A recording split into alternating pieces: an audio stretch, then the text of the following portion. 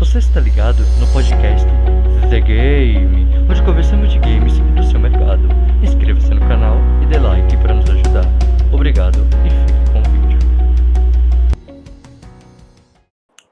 E aí, galera, beleza? Meu nome é Adam e hoje eu tô trazendo o terceiro episódio aqui do nosso podcast, né? The Game aqui, né? Então, galera, eu tô trazendo mais um podcast. Hoje eu tô com um convidado. Eu tô com um convidado aqui da área de direito, estudante de direito, certo? Futuro advogado. E também, abre aspas não, abre parênteses, meu irmão, certo? Convidado aqui, Luiz. E aí, Luiz? E aí, meu querido, como é que tá? Tranquilo, ele é o meu irmão real, galera, tá? E ele é estudante de direito e a gente vai discutir aqui hoje nesse podcast como é mais o lado judicial da parte de consumidor, da parte de o que a empresa tem que fazer, mas dessa parte assim, tá? O suporte que tem que ter, como é no Código do Consumidor e tal. Então, vamos lá, galera. Vamos iniciar esse podcast aqui, esse bate-papo, certo? Trabalhar nesse bate-papo aqui. E aí, Luiz, como é que a gente vai começar a trabalhar essa conversa aí? E aí, meu querido, veja só, a gente está falando um pouco sobre relações de consumo de uma maneira um pouco inovadora. Há algum tempo atrás era um pouco até difícil a gente imaginar falar em relações de consumo para produtos que seriam de imateriais, É que isso, seriam mas ainda produtos. mais da parte online, né? Mais compra online. Até então é uma questão muito inovadora. De 10 anos para cá, de 15 anos para cá, que a gente tem essa novidade na questão das novas formas de relação de consumo. E quando a gente vai falar Sim, sobre direito, o direito tem uma máxima no direito que fala assim, o direito vem sempre a reboque, ou seja, o direito ele vem sempre depois das mudanças sociais. sim. Então, o direito ele acaba sempre tendo que se adequar a essas modificações. E quando a gente trata assim sobre relações de consumo no modo online, de produtos adquiridos de forma online, ou até mesmo produtos que são físicos, mas a gente compra de maneira à distância. Ou é digital, né? Tipo, compra com os sites que provavelmente tem que ser permitido, né? Que tem esse fato dos direitos autorais, direitos de criação, né? Uhum, Os sim, direitos de também. criação para poder fazer a venda do game, né? Isso. É interessante a gente ver que o direito ele se adequa a essas situações. E desde 1990 a gente já tinha uma lei específica para isso. Ou seja, você vê que o direito ele já tinha uma, uma legislação específica para as relações de consumo. O que a gente precisou fazer foi readequar essa mesma legislação para as questões que são agora imateriais.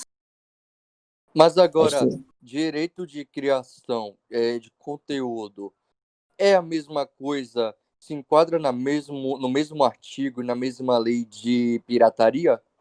Porque pirataria, eu tenho na minha visão, que pirataria é a venda sem a permissão do autor.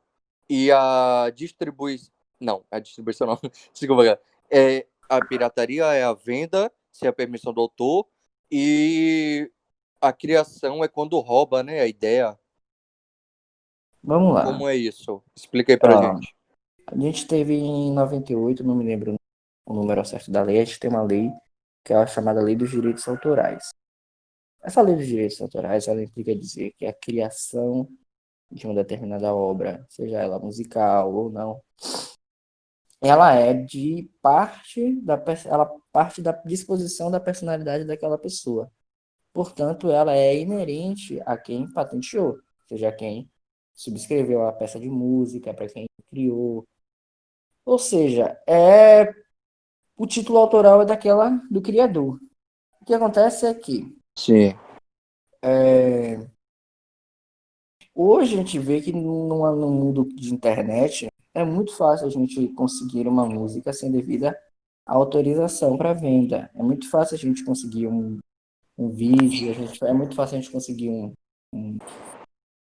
um jogo, por assim dizer.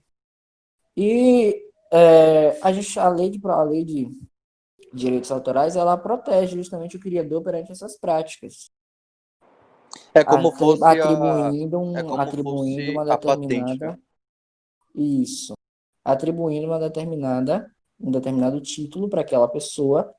E também a gente tem o crime de contrafação. A contrafação é justamente essa distribuição de,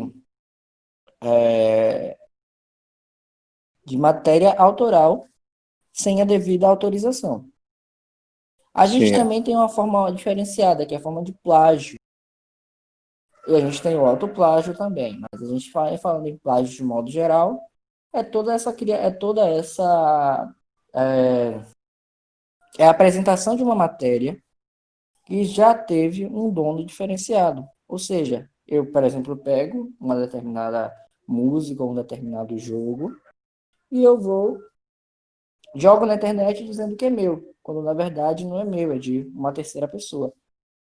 Isso também é considerado um crime. Certo.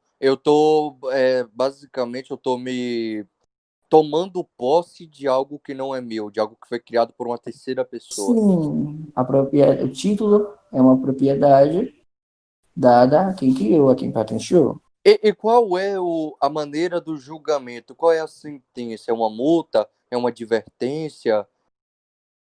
É danos Ó, morais? É mais o quê? olha só, a gente tem que separar algumas esferas. A gente tem tanto a proteção na esfera civil, quanto na proteção na esfera criminal para o crime de contrafação. O crime de contrafação, deixa eu até ver aqui.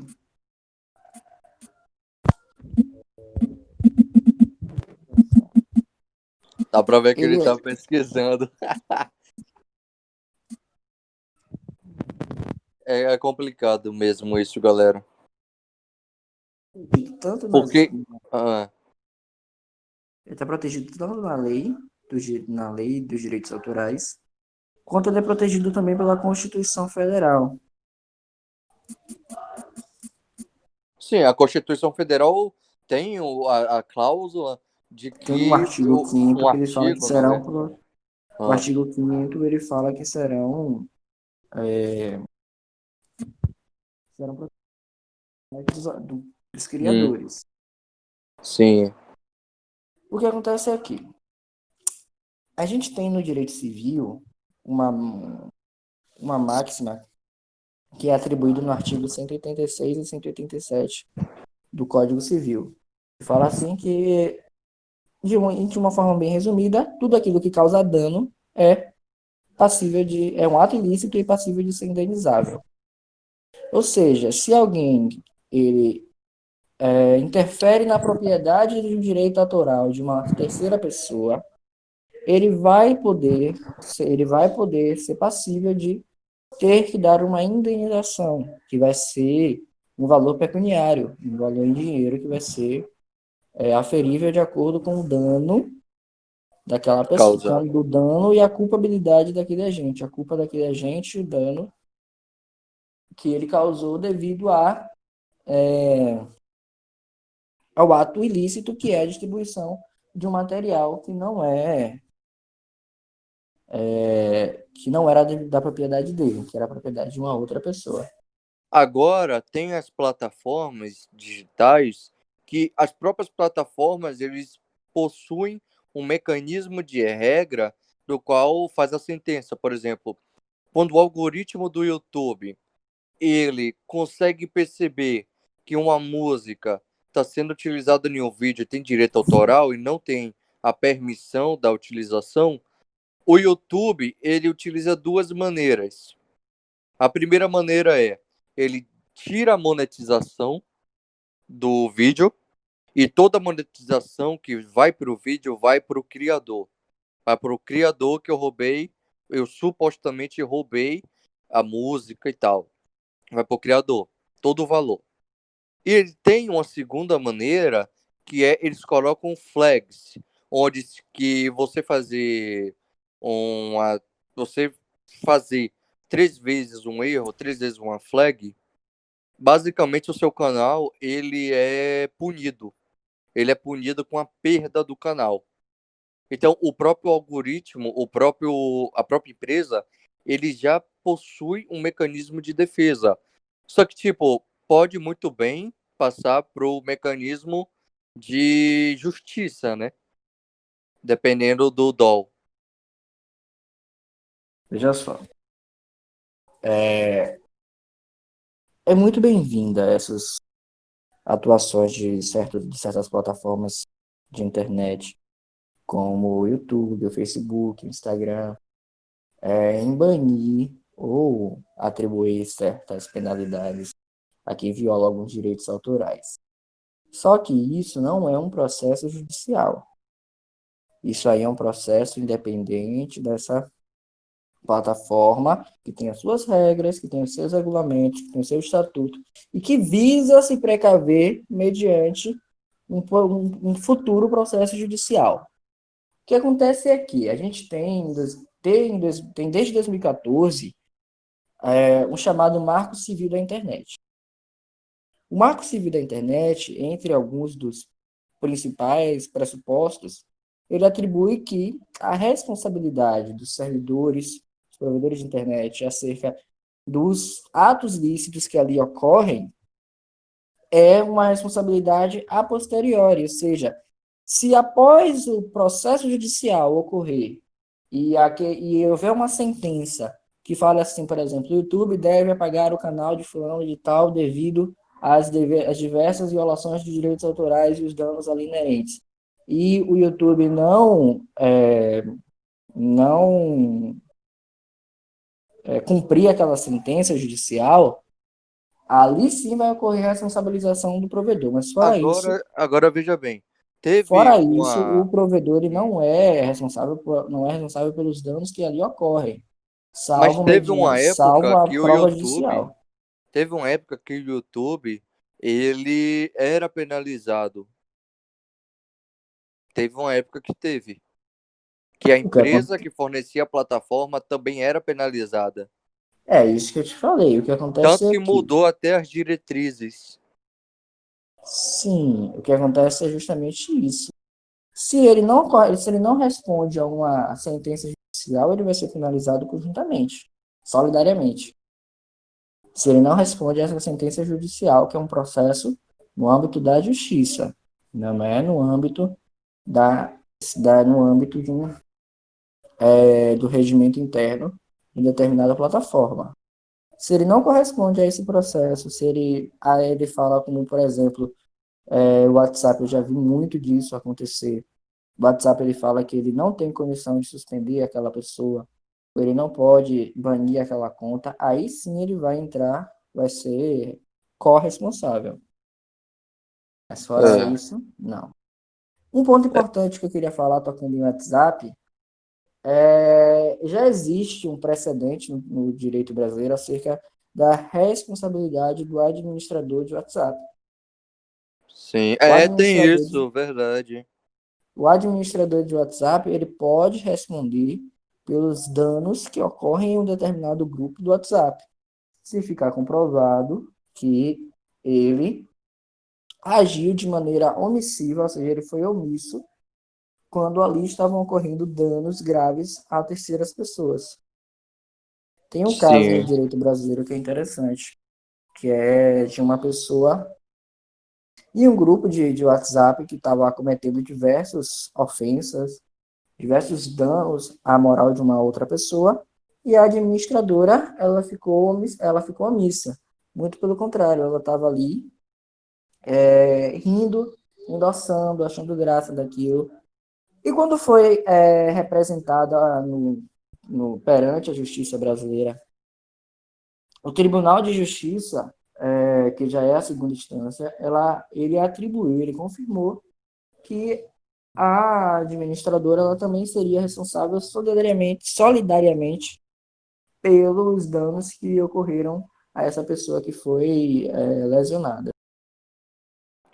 sim. Então ele está atribuindo também a omissão como um ato ilícito. Sempre foi. Sim, Na verdade, a omissão é um crime. Independente, não, só que ele atribuiu a missão a administradores sabendo do que estava acontecendo. uma coisa que eu queria só explicar.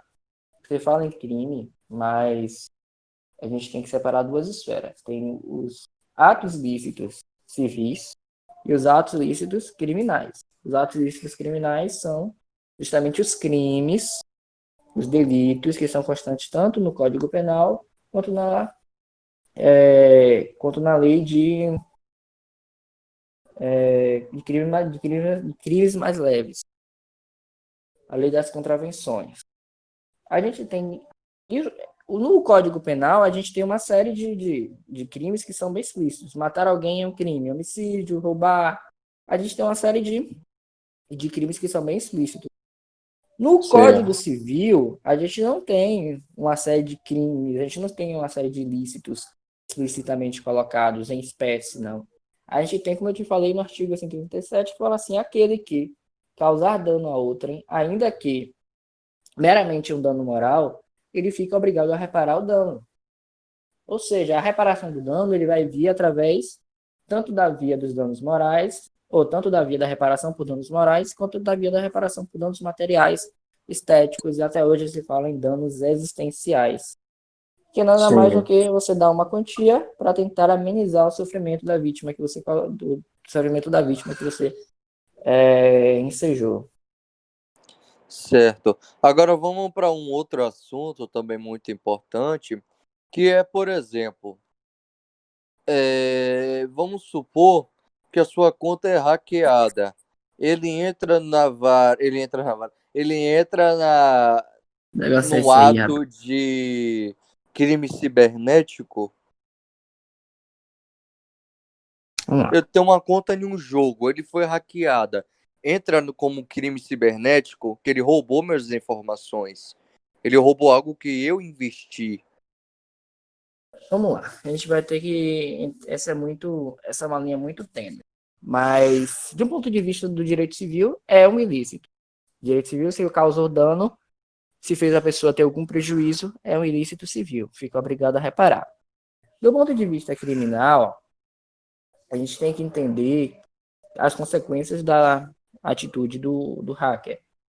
Se ele utilizou daquela conta para causar uma calúnia, para causar uma difamação, uma injúria, aí você tem o crime, sim, É que porque pode tem ser muito responsabilizado. hacker que rouba a conta e fala, ó, você tem que me dar tal valor para devolver a sua conta. Isso entra em um crime, sim, de extorsão. Isso sim, aí sim. Por isso que tem que ver as consequências do ato de hackear uma determinada É a conta. mesma coisa dele roubar uma foto sua, um vídeo íntimo seu e querer publicar e em troca, você tem que dar dinheiro para que ele não quer publicar, para ele não publicar, no caso. Isso. A gente tem que ver exatamente qual é a consequência do crime. No ato em si de hackear uma conta, no direito brasileiro, o crime, na parte criminal, ele não é ainda específico. Lembra que eu falei que nos crimes em espécie a gente tem uma série de crimes que são especificamente ditas, a gente chama isso de princípio da taxatividade do direito penal. Só é crime Sim. aquilo que está especificamente dito. O direito brasileiro ainda precisa se Ser comprovado? atualizar na questão da criminal Ah, quanto a isso. A gente sim. pode averiguar as.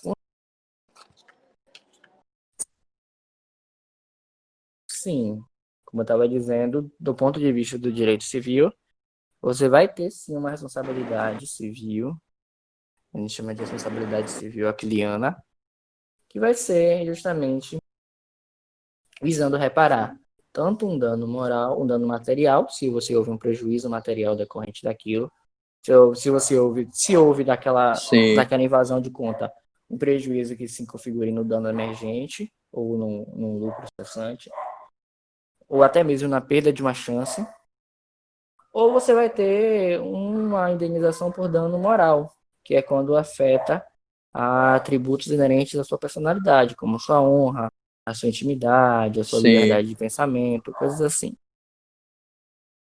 Dentro desse sentido. Sim. Mas é isso. eu vou finalizar o podcast por aqui. Deu uns minutinhos bons, mais de 20 minutos. É um Uhum. mini podcast novamente, mas foi um tema muito legal. A galera conseguiu tirar algumas dúvidas. Dependendo do feedback, a gente pode trazer você aqui de novo, Luiz, Sim, senhor. para falar de outros temas que a galera tiver dúvida e tal. A gente pode fazer outro podcast falando, tirando todas as dúvidas da galera. Sim, senhor. Tá bom? E aí? Beleza. Valeu. Então, galera, muito obrigado a quem assistiu até aqui. Fico muito grato. Novamente, se inscreva no canal, dê joinha, compartilhe com seus amigos, faça seus comentários, que a gente tira suas dúvidas, certo? Também vá no Apoia-se, tá, galera? Apoia aí a gente, patrocine o canal, seja um patrocinador, certo? Para a gente continuar trazendo conteúdo para vocês. Eu preciso de ajuda para a compra de equipamentos e para a manutenção do canal. Então, eu fico muito agradecido. Muito obrigado a todos e até uma próxima oportunidade. Valeu. Falou. Você que curtiu o vídeo, se inscreva, dê like. Muito obrigado por ter assistido até aqui. Valeu, até uma próxima. Assista as playlists e falou.